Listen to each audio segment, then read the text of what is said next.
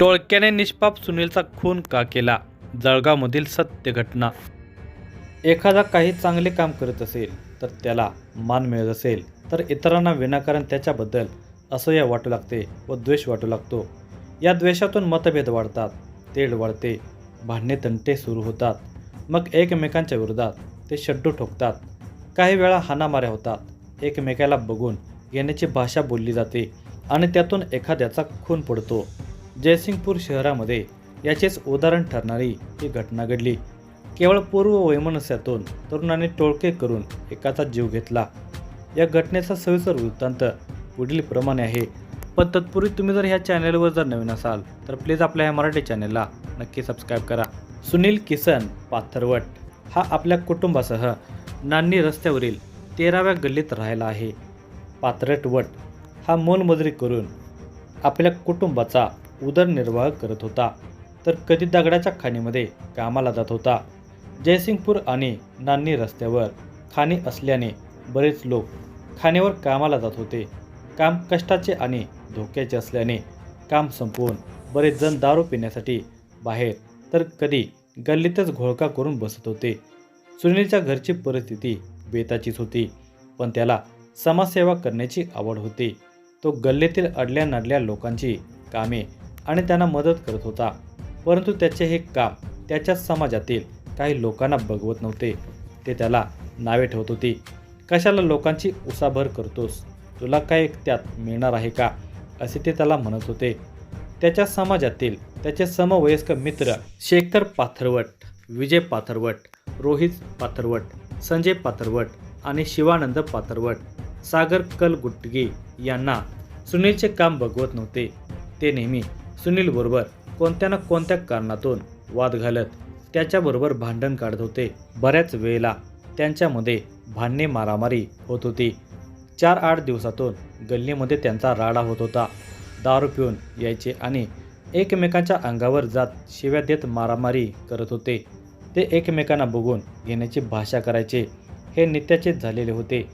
त्यामुळे समाजातील अनेकांनी त्यांची भांडणे मिटवण्याचा प्रयत्न केला, परंतु भांडणात कोणी कोणाचे ऐकत नव्हते. सुनील ही हल्ली जास्तच दारू पित होता. दारू पिऊन आला की तो गल्लीत उभा राहून शिव्या देत होता. तो नेमका कोणाला शिव्या देतो हे समाजातील शेखर पाथरवट, विजय पाथरवट, संजय पाथरवट यांनी ओळखले होते. त्यामुळे ते त्याला चांगलीच अद्दल घडवायला पाहिजे असा विचार करत होते.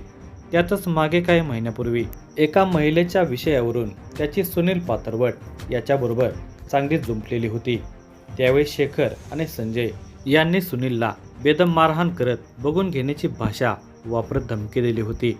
खरे तर या प्रकरणाची सुनील याचा काही संबंध नव्हता, परंतु तो गल्लीत नेहमी पुढे पुढे करतो म्हणून संजय आणि शेखर यांनी त्याला त्या प्रकरणामध्ये अडकवण्याचा खोटा प्रयत्न केलेला होता. ते प्रकरण समाजातील ज्येष्ठ लोकांनी मिटवलेले होते, परंतु वादळापूर्वीची शांतता होती. शेखर आणि त्याचे मित्र हे सुनीलवर चिडून होते. त्याला कायमचा धडा शिकवण्याचा प्लॅन करून ते तशी संधी शोधत होते. मंगळवार दिनांक 21 ऑक्टोबर रोजी सगळीकडे लक्ष्मीपूजन दिवाळीचा धूमधडाका सुरू होता. गल्ली नंबर 13 मध्ये पाथरवट समाजात लक्ष्मीपूजेची तयारी सुरू होती. काही जण लक्ष्मीपूजा करून फटाक्यांची आतषबाजी करीत होते. सुनीलही पूजा आटपून आलेला होता, पण तो दारू पिऊन फटाके लावत होता.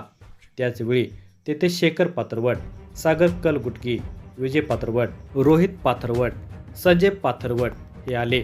ते सगळे दारूच्या नशेत आलेले होते. सुनीलला फटाके फोडताना बघून त्यांच्या तळपायांची आग मस्तकात गेली. आता सुनील बरोबर भांडण उकरून काढायचे असे त्यांनी ठरवले. फटाके फोडणाऱ्या सुनीलला त्याने तू मुद्दामच आमच्या अंगावर फटाके फोडत आहेस असे म्हणत त्याच्याशी भांडण करायला सुरुवात केली. तो दारूच्या नशेत असल्याने त्याने त्यांना चांगलाच दम दिला. आलात त्या रस्त्याने जा, नाहीतर परिणाम गंभीर होतील असे म्हणत त्याने त्यांना धमकावले. हेच निमित्त झाले आणि संजय पाथरवट, रोहित पाथरवट त्याच्या अंगावर धावून गेले आणि मारहाण करू लागला असता काही लोक आले आणि त्यांनी मारामारी करणाऱ्यांना अडवण्याचा प्रयत्न केला, पण कोणी ऐकण्याच्या मनस्थितीत नव्हते. त्या दोघांनी सुनीलला खाली पाडून लाथाबुक्क्यांनी मारहाण सुरू केली होती. दरम्यान त्या दोघांनी आपल्या जवळील धारदार हत्यारे काढली आणि सुनीलवर सपासप वार करण्यास सुरुवात केली. या हल्ल्यामध्ये सुनील रक्तबंबाळ झालेला होता. काही महिला सुनीलच्या अंगावर पडून त्याला वाचवण्याचा प्रयत्न करत होत्या. ओक्साबोक्शी रडत शिव्या देत होत्या. सुनीलच्या पोटात, गळ्यावर, मानेवर आणि हातावर वार झाल्याने तो गंभीररित्या जखमी झालेला होता. तो रक्ताच्या थरोळ्यात निपचित पडला होता. त्याच्यावर वार करून शेखर पात्रवट, संजय पात्रवट आणि त्याचे मित्र घटनास्थळावरून पळून गेले. गंभीर जखमी झालेल्या सुनीलला काही लोकांनी खाजगी वाहनातून जयसिंगपूर येथील दवाखान्यात नेले. तेथील डॉक्टरांनी त्याची अवस्था पाहून त्याला सांगली सिव्हिल हॉस्पिटलमध्ये नेण्यास नातेवाईकांना सांगितले. सिव्हिल हॉस्पिटलमध्ये त्याला नेले असता तेथील डॉक्टरांनी त्याचा उपचारापूर्वीच मृत्यू झाल्याचे सांगितले. या घटनेची माहिती जयसिंगपूर पोलिसांना समजताच त्यांनी तातडीने घटनास्थळी धाव घेत या घटनेची माहिती घेतली. पोलीस निरीक्षक सत्यवान हाके आणि वरिष्ठ पोलीस अधिकाऱ्यांनी घटनास्थळी धाव घेतली. या घटनेची माहिती घेत पोलिसांना तपासाच्या योग्य त्या सूचना दिल्या. पंचनामा करून पोलिसांनी तपासाला सुरुवात केली. ही घटना कोणत्या कारणातून घडलेली आहे आणि या घटनेतील संशयित कोण आहेत याची माहिती पोलिसांना मिळालेली होती, पण संशयित आरोपी पळून गेलेले होते. या घटनेचा तपास जयसिंगपूर पोलिसांच्या सोबत कोल्हापूर स्थानिक अन्वेषणचे पोलीसही करत होते. दुसऱ्या दिवशी स्थानिक गुन्हे शाखेच्या पोलिसांना या घटनेतील संशयित आरोपी हे कोल्हापूर हायवेवरील चौंडेश्वरी फाटा आणि बसवान खिंडीत लपून बसल्याची माहिती मिळाली. बसवान खिंडीतून शेखर पात्रवट आणि सागर कलगुटकी यांना ताब्यात घेतली, तर विजय पात्रवट आणि संजय पात्रवट यांना चौंडेश्वरी फाट्याजवळून ताब्यात घेण्यात आले.